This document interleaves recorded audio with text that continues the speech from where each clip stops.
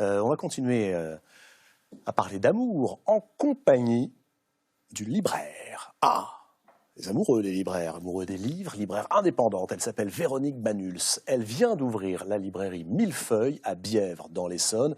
C'est Sébastien Durand qui est allé à sa rencontre. Regardez ce qu'on y trouve.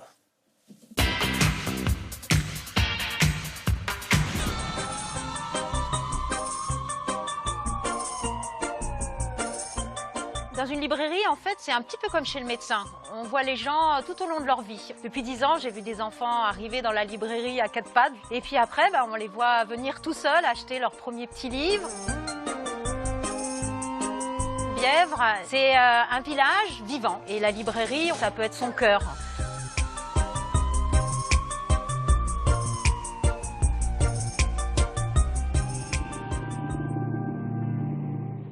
In Ways de H. Dungo. Ça ressemble à une BD, il y a effectivement des cases, mais en même temps c'est une œuvre graphique. Il a osé mélanger deux choses totalement différentes, le surf et une histoire d'amour qui se finit pas bien. Il parle de maladie et d'une maladie grave puisqu'il parle de cancer.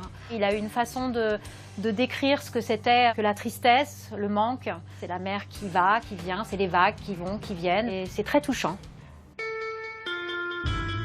C'est Les Bienveillantes de Jonathan Little. La claque. C'était un livre affreux, c'était un livre énorme. Ça m'a permis de découvrir, peut-être de comprendre en fait l'appareil nazi. Lâché au milieu, c'est comme si j'avais pas voulu voir la vérité en face. Lovecraft, le mythe de Cthulhu, il fait l'appel à votre imaginaire et il vous angoisse. J'entendais des grattés derrière la porte, j'osais plus sortir de mon lit. C'est le premier livre, je pense, d'horreur que j'ai lu et c'est le dernier. Je ne dirais pas que ça m'a traumatisée, mais pas loin.